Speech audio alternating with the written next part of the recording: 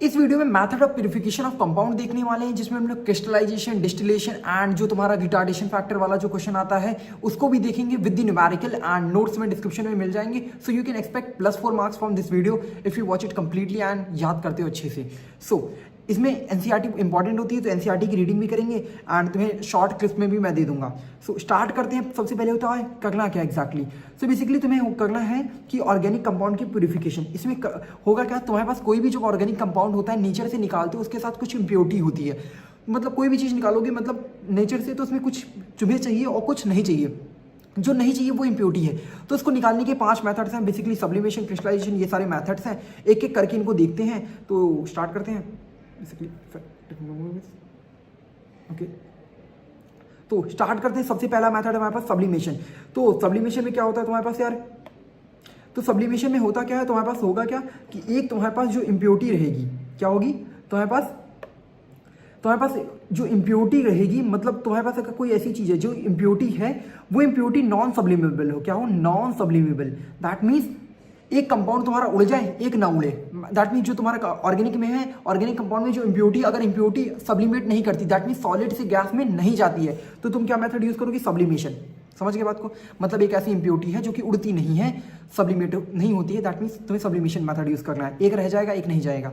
Now second method comes with the crystallisation. यार crystallisation का मतलब मैं तुमको बताता हूँ। बेसिकली करना क्या है, तुम्हारा एक सॉल्वेंट होगा, सॉरी एक सॉल्यूट होगा, उसको सॉल्वेंट में मिलाओगे और उसको नॉर्मल टेम्परेचर में सॉल्युबल रहेगा, ठीक है। बट उसको हीट करोगे, हीट करने की वजह से उसके क्रिस्टल्स बनेंगे। क्रिस्टल्स बनने की वजह से तुम इम्प्योरिटी वाला जो मामला है उसको एक जगह सेपरेट कर लोगे। That is the second method, दो है क्रिस्टलाइजेशन।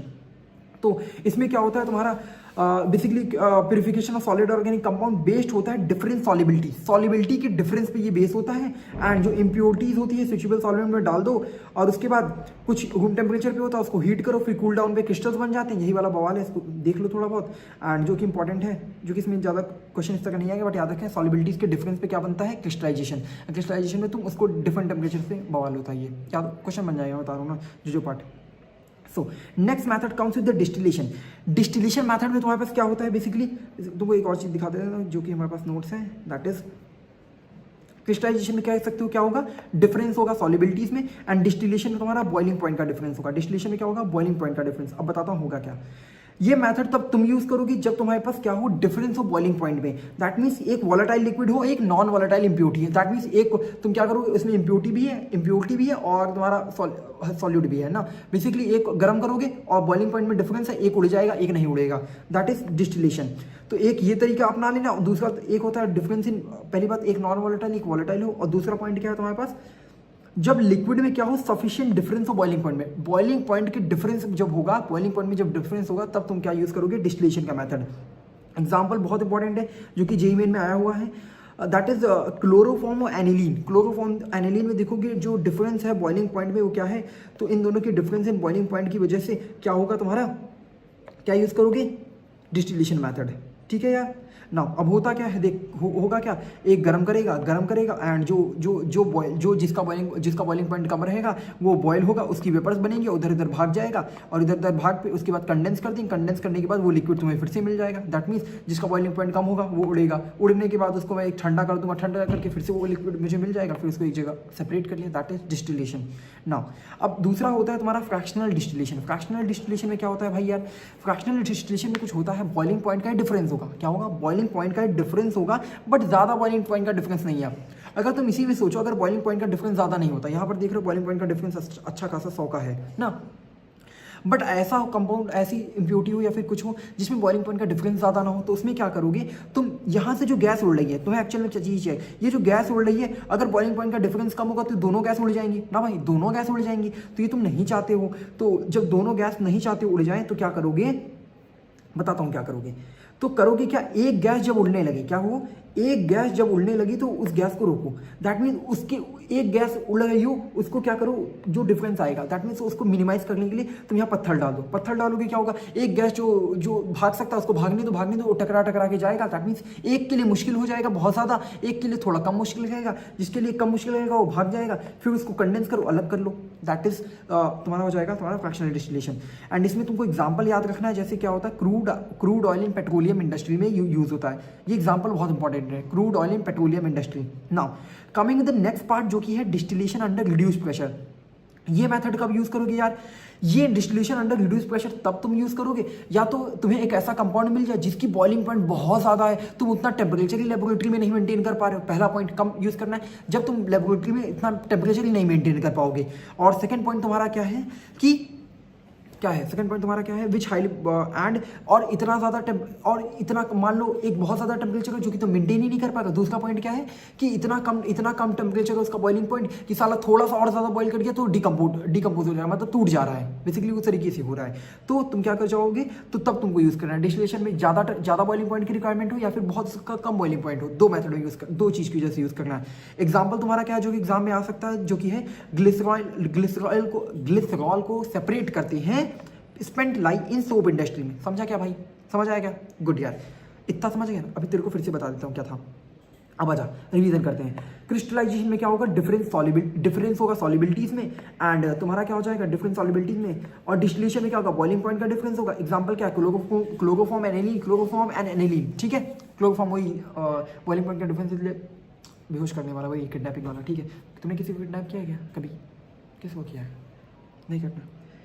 फ्रैक्शनल डिस्टिलेशन में क्या होगा, जब लेस बॉइलिंग पॉइंट का डिफरेंस हो तो क्रूड ऑयल इन पेट्रोलियम में यूज होता है। डिस्टिल अंडर रिड्यूस प्रेशर कब यूज करोगे, जब तुम्हारा हायर बॉइलिंग पॉइंट ज्यादा हो, रिक्वायरमेंट हो रही हो, ज्यादा टेम्परेचर तुम बना नहीं पा रहे हो, या फिर कम बॉइलिंग पॉइंट की हो, पता चला डिकम्पोज हो जाए, ज्यादा कर दिया तो तुम्हारा क्या एग्जाम्पल होता है, spent like in soap industry.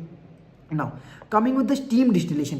Steam distillation क्या होता है यार, जब तुम्हारा कोई कंपाउंड इमिक्सिबल हो, मतलब मिक्स, जब तुम्हारा सॉल्वेंट वो वाला जो कंपाउंड है वो वाटर के साथ मिक्स नहीं हो रहा। जब वाटर के साथ मिक्स नहीं होगा तब तुम स्टीम डिस्टिलेशन यूज करोगे। एग्जांपल बहुत इंपॉर्टेंट है, चूंकि तुम्हारा एनिलीन वाटर मिक्सचर से सेपरेट करते हैं, that is a very important thing. So ये तुम्हारा 4-5 पॉइंट हो गए जो कि मैंने कवर करा दिया है। एंड इससे भी इंपॉर्टेंट होता है जो कि होता है क्रोमेटोग्राफी। क्रोमेटोग्राफी बारे में मैं तुमको समझाता हूँ। बेसिकली एक क्वेश्चन है, यही क्वेश्चन इसी तरीके का क्वेश्चन आता है, मैं बताता हूँ करना कैसे है।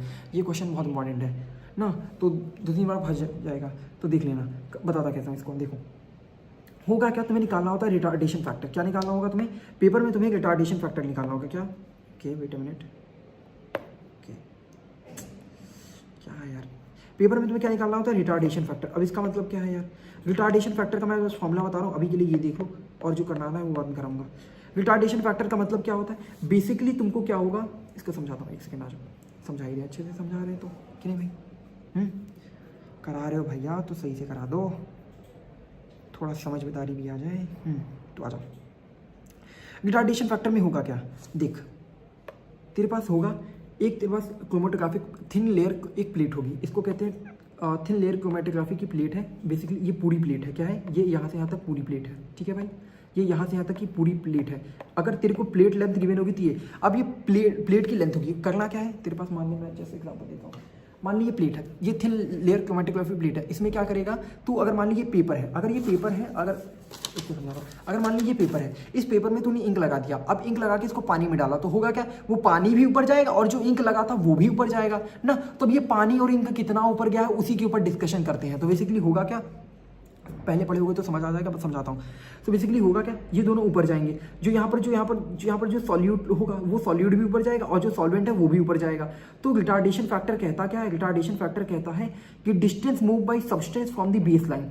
डिस्टेंस मूव बाय सब्सटेंस का मतलब क्या है, जो यहाँ पर तूने यहाँ पर जो टीका लगाया था, जो तूने यहाँ पर पेन का डॉट लगाया था, वो कितना ऊपर गया है उसको कहेंगे एक्स। उसको क्या कहेंगे, एक्स, जो कि है सब्सटेंस कितना मूव किया, जो कि है सब्सटेंस कितना मूव किया, ठीक है यार, सब्सटेंस कितना मूव किया। दैट मीन्स अगर मैंने इस हाथ में, अगर मैंने ये थिन क्रोमेटोग्राफी प्लेट है, अगर मैंने यहाँ पर इंक लगाया, क्या लगाया यहाँ पर मैंने इंक लगा दिया है, तो ये इंक यहाँ से उड़ते उड़ते यहाँ चला गया। दैट मीन्स ये कितना मूवमेंट किया, इसको कहेंगे एक्स। क्या कहेंगे, एक्स। ये डिस्टेंस कितना मूव किया है। नाउ अब ये जिस पानी में तुमने डाला था पानी भी ऊपर चढ़ेगा, पानी कितना ऊपर चढ़ा है उसको कहते हैं वाई। पानी जितना ऊपर चढ़ा उसको कहते हैं वाई, एंड उसको कहते हैं सॉल्वेंट फ्रंट। सॉल्वेंट फ्रंट का मतलब क्या है, जिस सॉल्वेंट में तुमने डाला है वो कितना ऊपर चढ़ा है उसको कहेंगे सॉल्वेंट फ्रंट, और जो इंक का डॉट था वो कितना ऊपर गया उसे कहेंगे सॉल्यूट फ्रंट।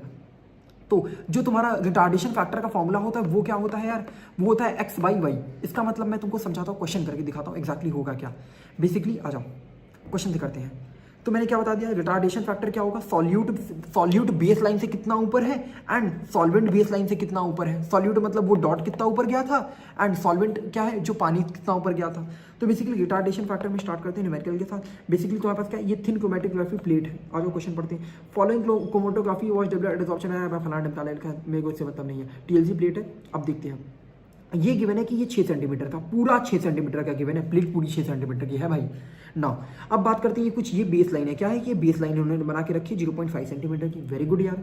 नाउ अब करना क्या है, हमें पता है कि यहाँ पर क्या होता है, यहाँ पर डॉट होता है, वो डॉट ऊपर भाग जाता है, वो डॉट ऊपर भाग जाता है। वो कितना ऊपर भागता है वो कैसे देखोगे, तो देखो यार, बेसिकली तुम्हारा ये बेस लाइन से ये डॉट कितना ऊपर गया है, इसको देखो यार, बेस लाइन से ये डॉट, यहाँ पर बेस लाइन है, यहाँ से डॉट कितना ऊपर गया है, ये तो पूरा 3.5 है ना। तो ये डॉट कितना ऊपर गया होगा, ये तो डॉट तो इतना ही गया है, दैट इज 3। डॉट कितना ऊपर गया है, 3 यार। डॉट कितना ऊपर गया, सॉल्यूट कितना ऊपर गया है, 3 ना। Next is solvent base line से कितना ऊपर गया, सॉल्वेंट कहाँ, अरे भाई सॉल्वेंट तो यहाँ तक आ चुका है, सॉल्वेंट तो यहाँ तक आ चुका है। अब देखिए कहाँ से कहाँ तक गया है, यहाँ से यहाँ तक गया है। तो बेसिकली इसको कैसे नापोगे, ये तो 3 पूरा है, ये तो 3 है ही। अब ये जो लेंथ है ये कैसे निकालोगे, बेसिकली तुम देख सकते हो ये 3 है, अगर ये पूरा 6 है, क्या अगर ये पूरा 6 है तो यहाँ से यहाँ तक कितना हो गया, ये 0.5 ये तो हो गया तुम्हारा 1, क्या 0.5 कितना हो गया 1, और ये तो 3 तुम्हारा है ही, दैट मीन्स ये कितना है 2, कितना है 2। तो बेसिकली तुम कह सकते हो ये जो पूरी लेंथ है, सॉल्वेंट जितना ऊपर गया, सॉल्वेंट इस बेस लाइन से ये इतना, कितनी लेंथ है ये लेंथ है 5। बेसिकली क्या हो जाएगा 3/5, ठीक है। अब 3/5 का सॉल्व कर लो, 5 डिवाइडेड बाई 3, पॉइंट लगा 0 आया, कितना होगा 0.6, तो ये 0.6 आ गया। एंड न्यूमेरिकल में है तो कितना कर दोगे, न्यूमेरिकल में है तो कितना कर दोगे, न्यूमेरिकल में आ जाएगा 6 × 10⁻⁻1। बेसिकली तुम्हारा आंसर कितना हो जाएगा 6। ये क्वेश्चन इंपॉर्टेंट है, इस तरह का क्वेश्चन आने की प्रोबेबिलिटी रहती है। Now this is the thin layer chromatography and ये पार्ट याद कर लेना अच्छे से, बाय। एंड हमारा कल परसों में भी पेपर है, जब भी पेपर है चिल रहो, काम रहो, ज़्यादा बेटर है उससे, ठीक है यार, समझ पा रहे हो ना। ज़्यादा टेंशन नहीं लो, टेंशन लोगे तो ज़्यादा पेपर बेकार जाता है, ठीक है। कुछ और चीज़ें सोचना नहीं पेपर के अंदर। एंड बेस्ट ऑफ लक, जितना तुमने पढ़ा है वो इनफ है। एंड अगर ये वीडियो देख रहे हो क्योंकि इंपॉर्टेंट था इसलिए मेरे को डालना पड़ा, अदरवाइज मैं भी वीडियो नहीं डालता अभी इस टाइम पे। बेसिकली इंपॉर्टेंट था एंड मैंने कराया नहीं था, तो कमेंट्स भी आ रहे थे बहुत ज़्यादा इसके, ठीक है। बाय, ध्यान रखना।